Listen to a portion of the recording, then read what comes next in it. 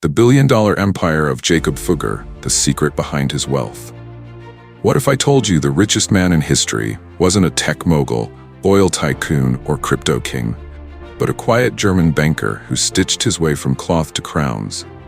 How did a teenage apprentice from a textile shop end up financing emperors, bribing popes, and outbidding kings for control of Europe? Why did Martin Luther name-drop him in the Reformation's most explosive pamphlet? And what secrets did he bury in the vaults of Venice that still echo through modern capitalism? This isn't just a story, it's a Renaissance roller coaster of ambition, betrayal, and gold-plated genius. From the humble threads of Augsburg to the gilded thrones of the Holy Roman Empire, Jakob Fugger didn't just make money, he made history. Before we dive into this epic journey, make sure to follow us, subscribe, and click that notification bell so you never miss another deep dive into the lives of the world's most intriguing titans. Trust us, you won't want to miss what's coming next. Born in 1459 in Augsburg, Jakob Fugger was the youngest of 7 children in a family of textile merchants. His father, Jakob Fugger the Elder, ran a modest but respectable cloth business. Think of it as the medieval version of a boutique fabric shop, with just enough prestige to keep the city's tailors whispering his name. His mother, Barbara Basinger, was no passive loom spinner either. She hailed from a family of city councilors, known for their sharp minds and even sharper elbows. If you crossed a Basinger in a town hall debate, you'd better bring a sword and a spreadsheet. Jakob's older brothers, Ulrich and Georg, were already threading the Fugger name into Augsburg's merchant tapestry. Ulrich was the pragmatic one, Georg the visionary. They dealt in cloth, spices, and civic influence. But Jakob? He had bigger plans. While his siblings counted bolts of cloth, Jakob dreamed of counting kingdoms. At the tender age of 14, Jakob was shipped off to Venice, the Wall Street of the Renaissance. Picture him, a wide-eyed German lad dropped into a city of gondolas, gold, and gossip. Venice wasn't just a place, it was a financial crucible where fortunes were forged and reputations ruined over lunch. Jakob studied finance, trade, and the dark arts of double-entry bookkeeping, a system so revolutionary it made medieval accountants weep with joy. He learned how to hedge currency, lend without losing, and smile while charging interest that could make a bishop blush. He picked up Latin, Italian, and the fine art of diplomacy. Venice taught him that money talks, but silence, when paired with a bribe, screams. Deals were made not with contracts, but with winks and wine. In 1498, Jakob returned to Augsburg and married Sibylla Arzt, daughter of a wealthy and influential family. This wasn't a romantic whirlwind, it was a strategic alliance, the kind that made city councils nod approvingly.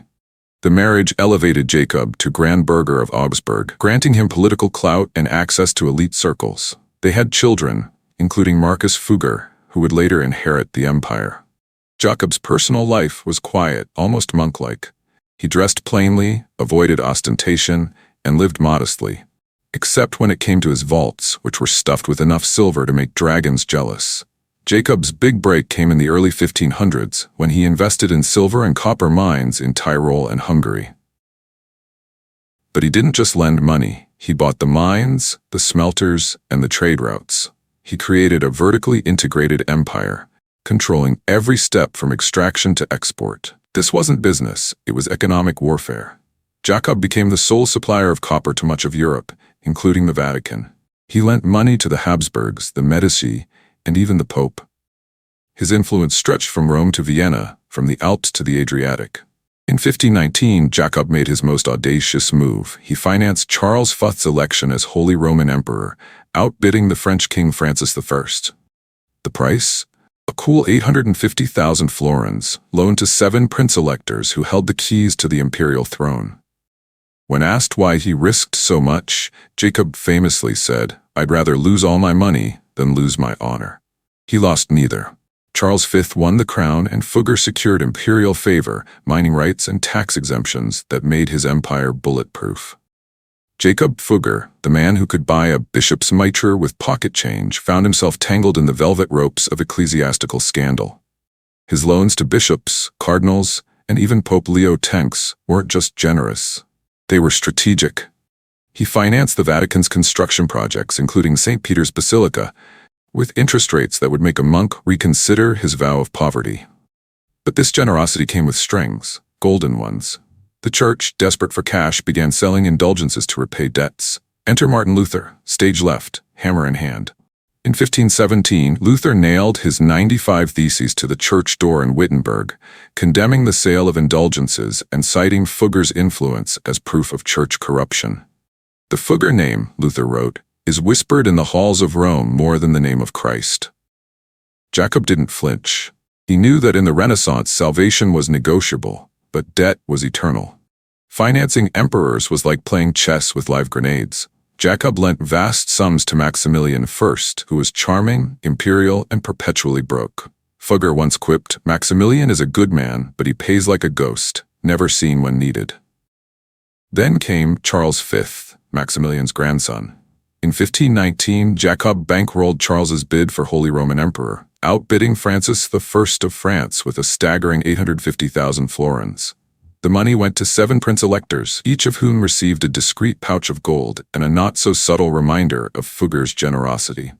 This was high-stakes poker with crowns. If Charles lost, Fugger would be ruined. But Charles won, and Fugger became the emperor's banker, with privileges that made him untouchable. Jakob's empire ran on silver and copper, the lifeblood of Renaissance economies. But the market was volatile. Prices swung like a drunk jester at a royal banquet. Wars disrupted trade, and new discoveries flooded the market. Jakob's solution? Control everything. He owned the mines in Tyrol and Hungary. He controlled the smelters, ensuring purity and profit. He dominated trade routes from the Alps to the Adriatic. He secured monopolies from emperors and royal guarantees that locked in profits even when markets crashed. Fugger wasn't just a banker. He was a one-man economic ecosystem. The Renaissance version of Amazon, Goldman Sachs, and ExxonMobil rolled into one velvet-cloaked tycoon. Jakob's contact list was a who's who of Renaissance power. Charles V owed his crown to Fugger's wallet. Their relationship was transactional but respectful. Pope Leo X borrowed heavily to fund Vatican projects. Fugger's influence in Rome was so strong, some joked he had a confessional booth in the treasury. Maximilian I, a frequent borrower and occasional ghost. Fugger's patience with him was legendary, but not infinite. Jakob's regrets? Few. But he lamented the moral decay of the church and the instability of royal politics. He once said, "Kings are like candles, bright at first, but they melt when the heat rises." Jakob Fugger died in 1525, aged 66, in Augsburg. He left behind the Fugger Chapel, a Renaissance masterpiece, and a banking dynasty that would last centuries. His estimated net worth today, over 400 billion USD. He had no formal awards because in his world, being richer than the Pope was its own trophy. His nephew, Anton Fugger, inherited the empire. Anton was capable, but Jakob's shadow loomed large. Every ledger, every loan, every whispered deal bore the mark of the man who turned money into monarchy. Jakob Fugger died in 1525, aged 66, in Augsburg. His net worth today would exceed 400 billion USD.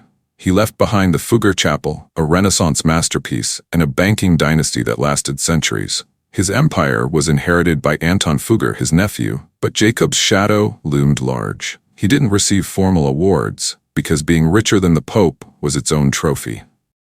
Jakob Fugger's life was a masterclass in risk, reward, and ruthless precision. He didn't just build wealth, he built empires. He didn't just fund kings, he made them. Make sure to follow us, subscribe, and click that notification bell so you never miss another deep dive into the lives of the world's most intriguing titans. Trust us, you won't want to miss what's coming next.